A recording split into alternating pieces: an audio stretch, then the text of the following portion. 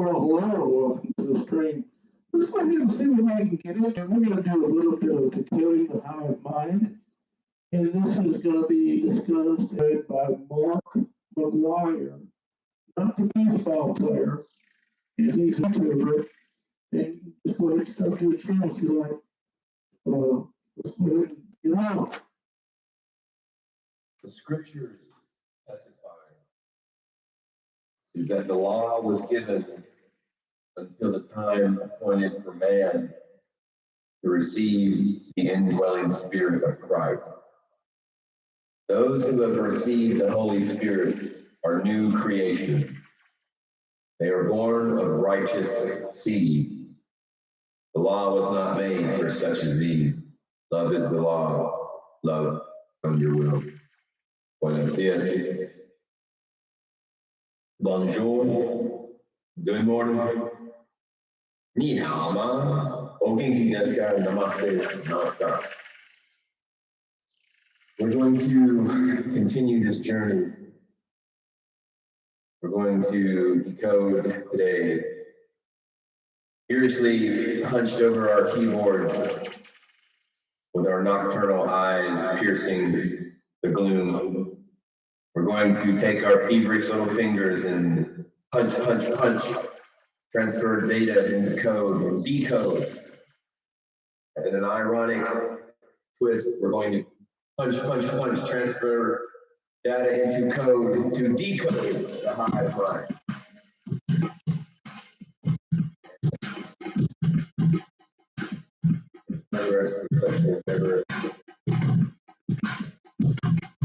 The first bit of information, decode, ocean color of the first time.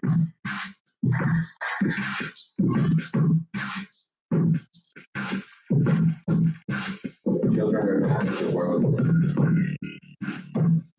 My first post on my blog on the subject of the law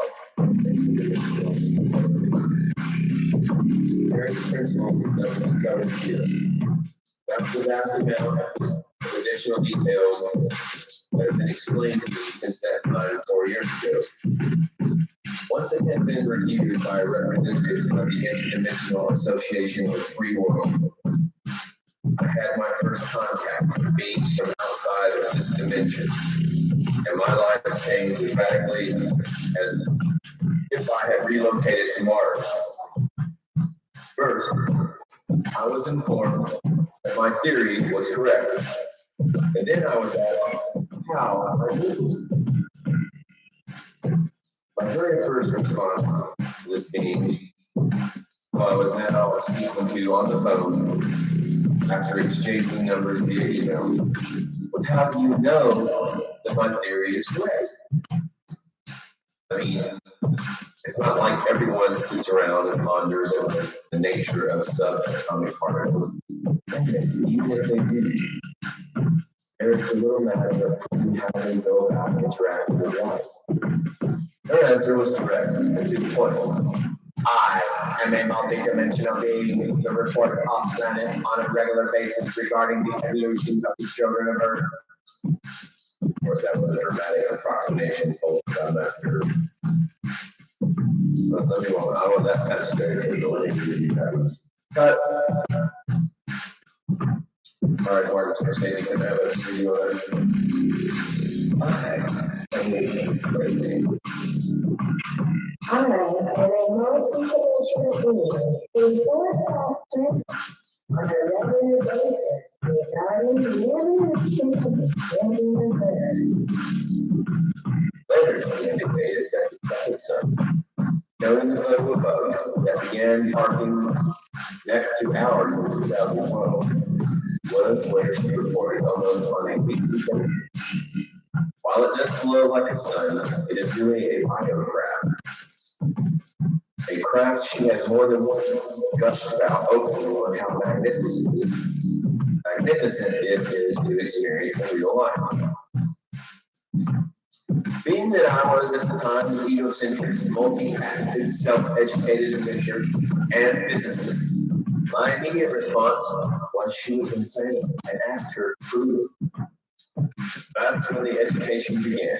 Over the next few hours, I was forced to come to the understanding that this person had a greater knowledge base than anyone I had ever known, and by a very long distance. I would ask a question and hear a subtle deep breath on the other end of the line, followed by a 45-minute lecture of exactly what the study had been performed, what the names of the scientists involved were, the date of the study, the name of the laboratory, and every full scientific and medical term associated with the experiment without a single hesitation or word sourcing. During the disclosure, it was like speaking to a sentient computer with a female accent. Over the course of the next 3 to 4 months, I would spend upwards of 10 hours a day on the phone, learning about every detail of the most insidious conspiracy perpetrated against mankind I thought could ever exist. And with each one, my emotional security would hit a brand new level. I had never considered any such stories as anything more than paranoid delusion held by schizophrenic sociopaths who were under the impression that the whole world was out to get them. But each time I would be given a new subject, along with clues as to how the truth infected the story. I was simply unable to disprove a single one of them. And since I approached each one with absolute confidence that it was totally fabricated paranoia, I was never looking to prove the theory correct and only disprove it. After all, I was now fighting for my life because if she were right, then that meant that I actually didn't know anything of true reality, because I wouldn't even know what true reality was. One theory turned into 10, eventually turning into dozens and dozens, and I would spend hundreds and hundreds of hours online researching the deepest levels of each story, only to come away with such overwhelming evidence that they were a fact that I could feel the ground itself crumbling beneath my feet. After a few weeks, I was a true believer, at least in her knowledge, not in her claim. What I wasn't a believer was that she was actually able to move between this world and others, as that ability had never been evident in physical terms within this culture. As far as I was concerned, I was talking to someone who had many decades of education behind them regarding conspiracy theories, but also just so happened to have a photographic memory. This means that if she read a college manual 30 years ago one time, she could open the pages of that book in her mind, page 84, and read verbatim the third paragraph, at any time. Interdimensional light show. Around October of 2013, I received a phone call from my contact who was told to meet her at a certain city the following day, as she was going to pass along information to me that could not be transmitted by any electronic means, as the walls have here. By this time, I was well aware of the fact that our lives are monitored by devices in every home and at all times, especially if your internet habits trigger red flags in the algorithms that track conspiracy theorists, of which I have now become one on a level that would rarely have an equal. I already witnessed my computer freezing out completely on certain websites that carry extremely damning evidence against the cabal. So I knew that if there was a list, I would already be on it. I would learn later just how much that was true. I packed a bag, jumped in my car, and began driving hundreds of miles between my home and where I'm meeting to take place with no further questions asked. I arrived the next day, on time, greeted by a middle-aged lady who looked just as human as human beings. This was the extent of how much I could share about her appearance for security reasons. My education continued every minute, that day and evening, and began the following morning. So far, it's the same type of information as before, with nothing terribly out of the ordinary.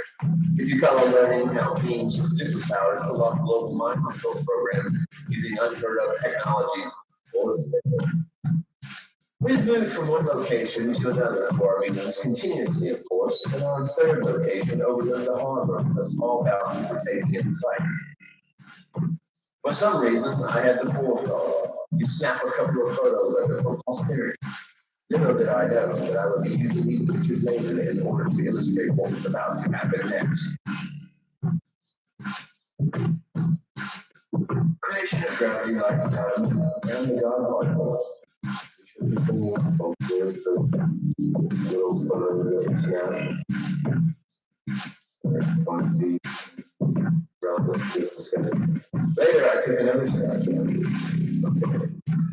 And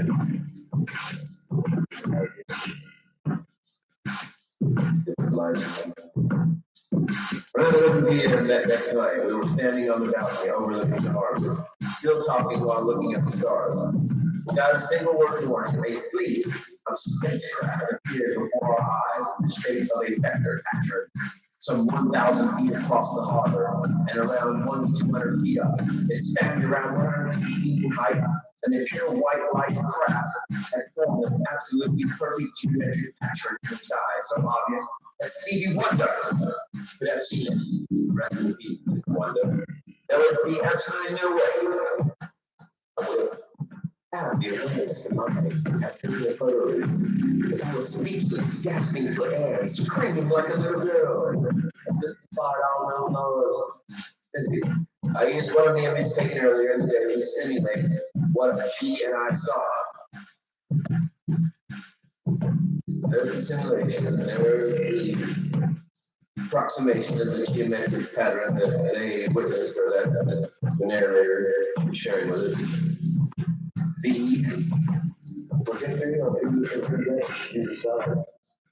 For some reason, the crafts were centered over a small line, just on the other side of the harbor.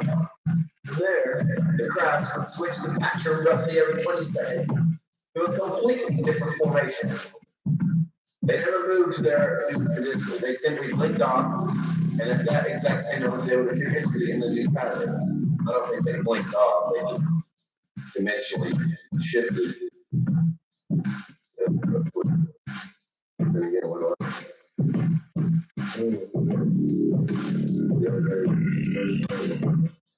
Each pattern was roughly 150 feet in span, regardless of which geometric shape they would take. I went by memory to recreate the pattern.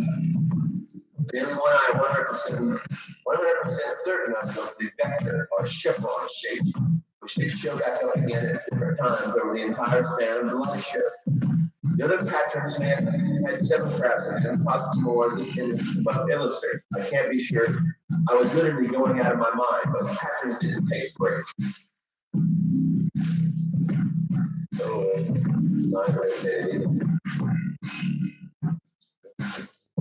Interdimensional light show, folks. This is the same person who Decoding the Hive model, all that really hard, getting very detailed science that we were going over. This is the same narrator, same author, same investigator. While I was screaming under my breath to my contact, "Do you see that? I said, what's happening?" I could just stare at the child. I noticed that the people on the balconies off to our left weren't seeing them at all. And if you could see from the recreation images, it was a blazing display, like being front and center of a private fireworks show. The only people alive who could see this mind-shattering show was her and TVs. If he doesn't explain that, I have experience with what this went on for 3.5 hours. We weren't smoking weed, and she had slipped me a minute. I was just as lucid then as I am now, recounting the event. My mind and my image of the real world was shattered the instant the first pattern appeared. I can only conclude that I witnessed thousands of spacecrafts that night. Our eyewitness dozens were able to relocate in less than 1/1000th second to new locations in a never-ending display that was meant to rock me down to my core, head on down the third earth. The illustrations above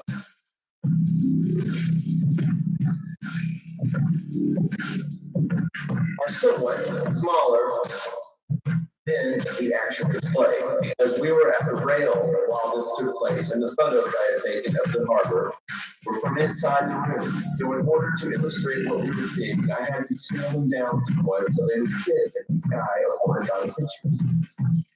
During the entire duration, I never stopped asking what it was that was happening, but my contact never spoke a single word. It was the most exhausting experience in my life. And by the time it was over, I could barely stand as if I had run a 20-mile marathon. What followed next was so completely bizarre that I didn't even know how to compartmentalize where I was seized. Later, however, I was very clear, and I had also been briefed on just what that was. When the light show ended, she turned to me and said, "I'm sorry, I couldn't continue to elevate the frequency of your pineal gland. I knew it.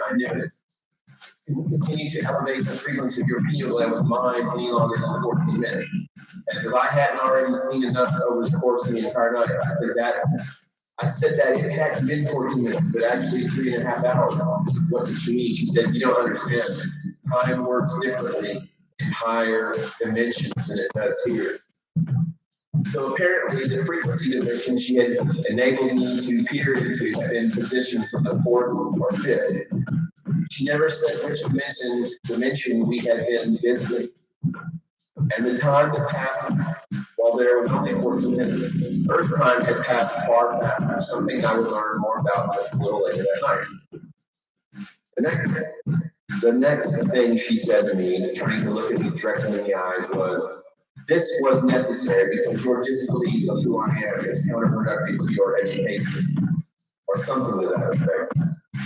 And of course, I knew exactly what she meant, because until this moment, I was still under the firm belief that people were just people and aliens absolutely do not exist. From that night forward, I would never think those thoughts ever again. A few years after the light show, I was introduced to Klaus Donner's finds from an Ecuadorian archaeological dig. And I might have guessed when I saw the images, one of the cups dated deep into antiquity was a stunning cobalt blue with brilliant white lights depicted in the same geometric pattern shown to me that night.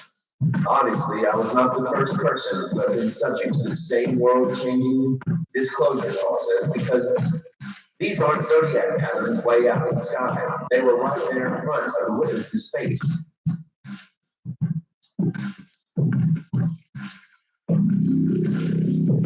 Seriously,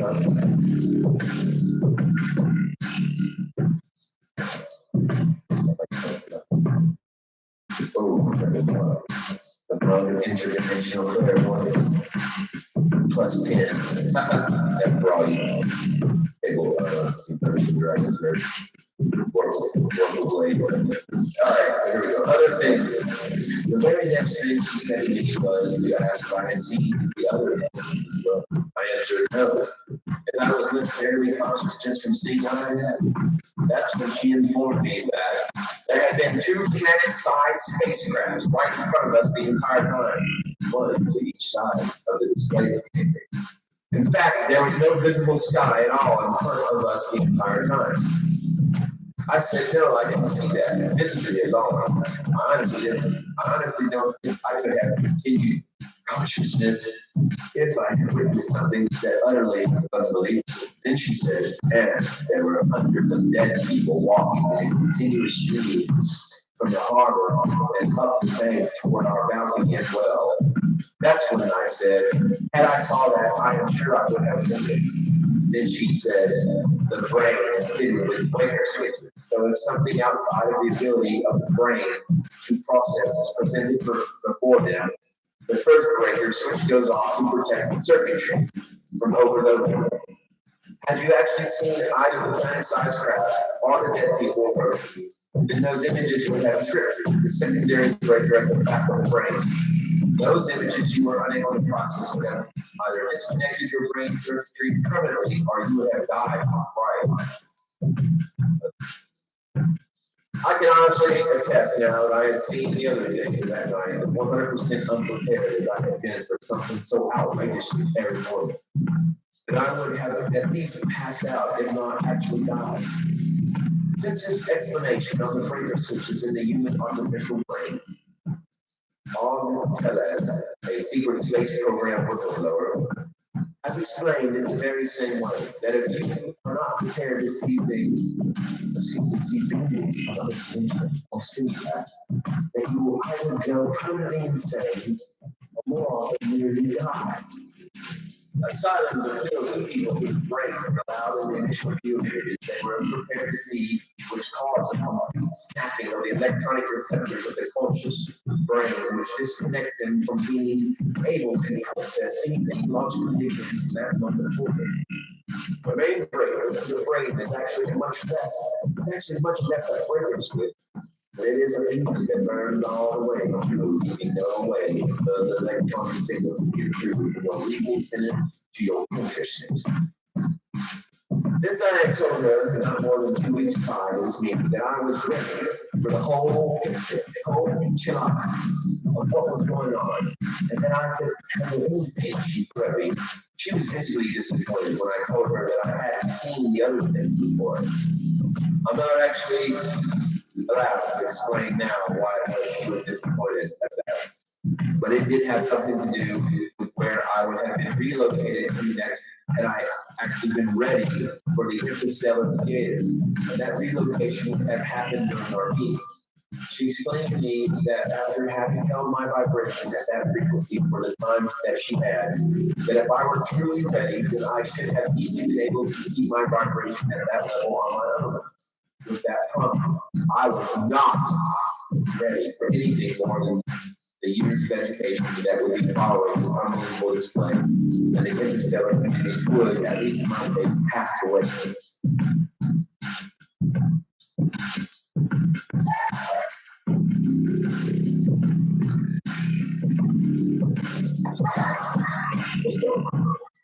Immediately following the light show, my contact announced that she was absolutely exhausted. I could no longer stand up after such a marathon, controlling my frequency that allowed me to see outside of this reality and lay down to rest. Naturally, I was still bouncing off the wall, so I tried to wake her without no response at all. I tried to move her arm, and it wouldn't move for more than an inch or two as she was frozen. As I pried it over slightly to one side or the other, it would snap back like it was not only allowed to be in that one exact position. It didn't seem like she was even breathing, so I tried to move her by the shoulder, and she would just snap back into the same position she had been in. After about 4 hours, she woke, and the first thing she said was, "Ow, what happened to my shoulder?" I explained that I had tried to wake her, but she wasn't responding. That's when she said, "I wasn't sleeping. I was in counseling for 3.5 days." I responded, "You were out for only 4 hours." And she told me again that time does not work the same in higher dimensions as it does here. Since then, she has explained to me that when she reports to counsel, she leaves her third dimension body here in stasis, as it is unable to transmute into the higher plane. Not long after that, Corey Wood reported the discovery of King Anunnaki, found in a stasis chamber after some 12,000 years in the same condition as he had laid down to sleep yesterday.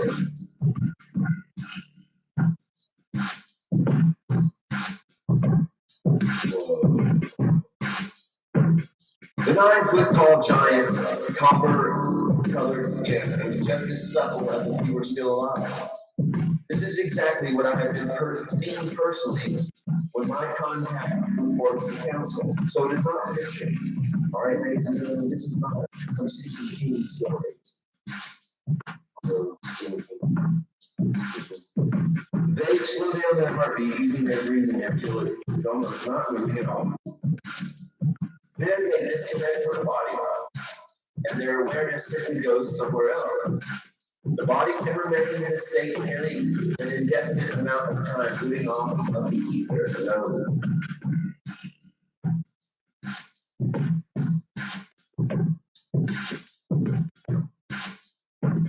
That's just a professional.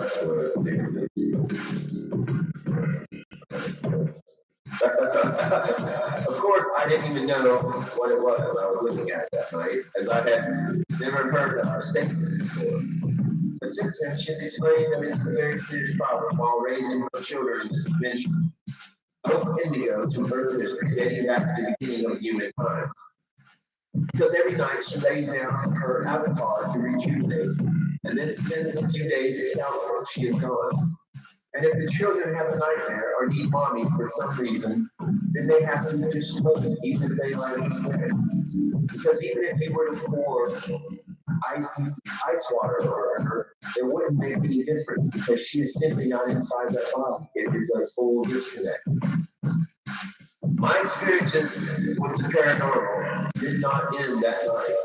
They had only just begun.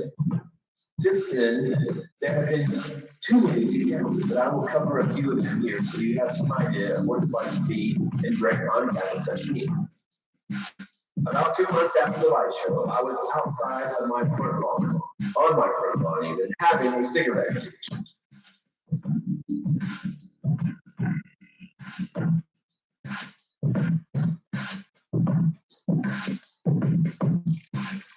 And looking up at the stars.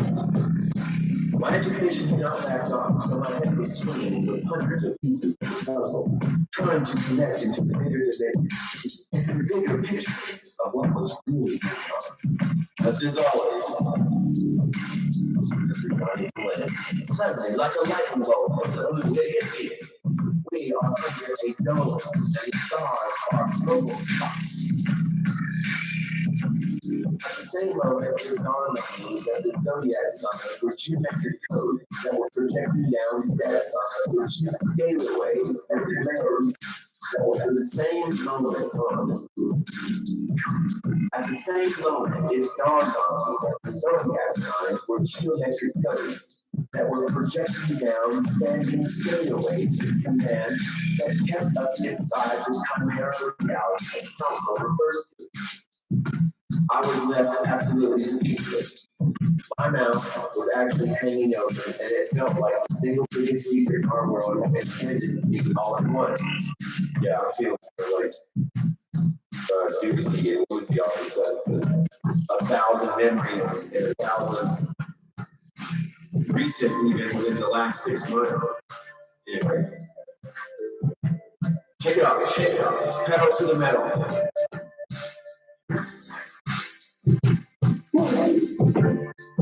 At that same moment, my head tilted back down, and I tried to gather my thoughts rushing through my head. And right there in front of me, about 6 feet above the roof of my house, was a 6-inch ball of white light. It hovered right there for a few moments, and then it dropped down and whisked off and whisked away off to the left, vanishing before my eyes. I can't be sure if I was the one to call my contact man or shall, because I had been experiencing the extremely bizarre reality that when I were to come across a very important question in my mind, that I genuinely needed an answer to, my phone would just ring. The very second I was gratified, I would say, "Oh my God, I was just thinking how badly I needed to talk to you just this very moment." And she would say, "I know, that's why I called." The very next conversation I had with her following this development of that moment, I asked her if that was her in plasma form that appeared that night. She said, "Yes, I just wanted to share the moment with you."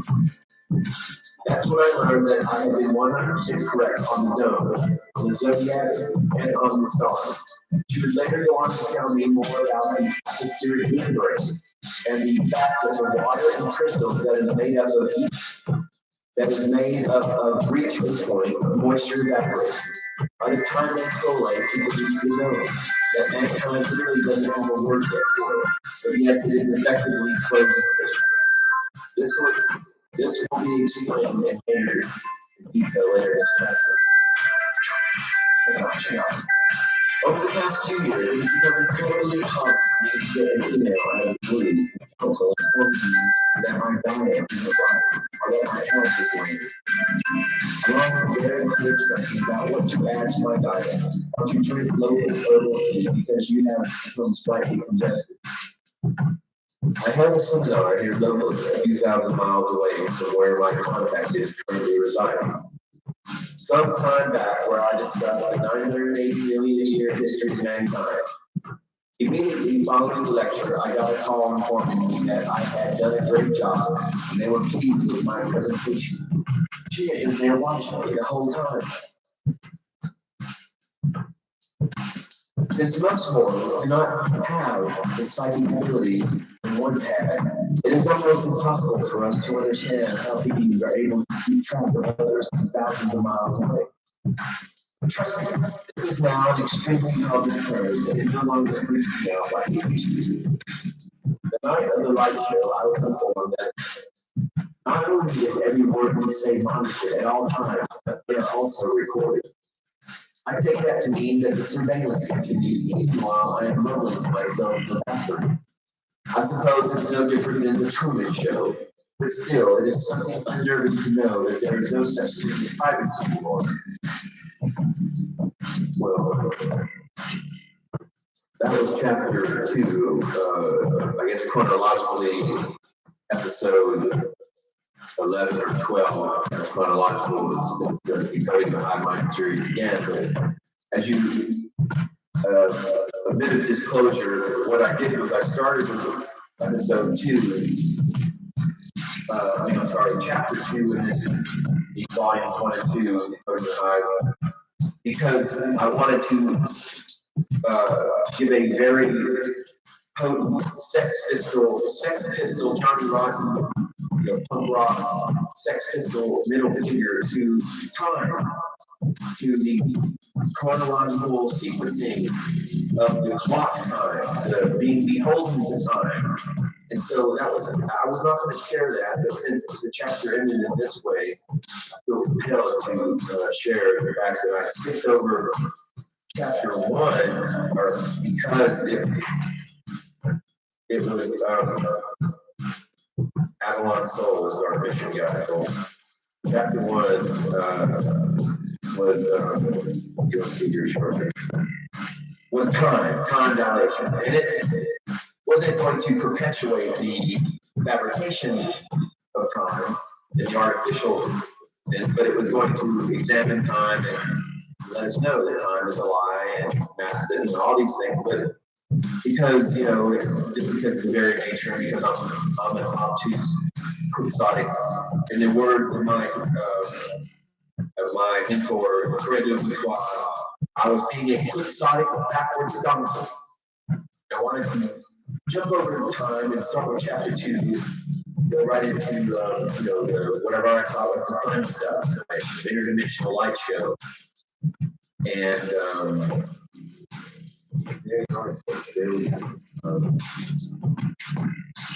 and because the first chapter, the first episode of Decoding the Hive Mind, that was some pretty heavy science. It was just chemical terms, it was just overload. I had to do it because I had to put my brain through that. I wouldn't have read that document otherwise, and I started the recording there. But I'm glad I did it because my brain needs that. I need to, as I shared, it took 4 times to pass college algebra. Even then, I managed to get out of that class. In my very last semester, it was on a semester based in university, and I had to pass it to graduate, and I just barely passed it. None of that stuff really, the numbers and everything, I would have ever, I don't know, my brain didn't work that way. However, that was a bit of holding myself to task to plunge through all that information, but it did something to me, and I think that it brings us to where we're here, where we're at now, this interdimensional light show. Now I've got to deal with this reality of being monitored. Well, I already knew that we were being monitored. In fact, I knew that when I was in my mid-20s, when I was with military. I was on the U.S. Army military intelligence, and I was around FBI agents, and, I was around CIA agents, and just being around those schools, they knew everything. It was through the monitoring system or whatever. But, I accepted it and just buried it in the back of my subconscious, and that's just the way life is. Walk straight, or shoot straight, walk tall, and ride hard, and live the truth. Be accountable for your actions. Don't do anything that you wouldn't. There's been a few things kind of a little embarrassed here, you know, to cover it up. The gallons of baby oil, the tractors, the geese, the jumper cables, the ceiling fans, the jars of mayonnaise. I'm not going to be able to explain that. Namaste, namaskar.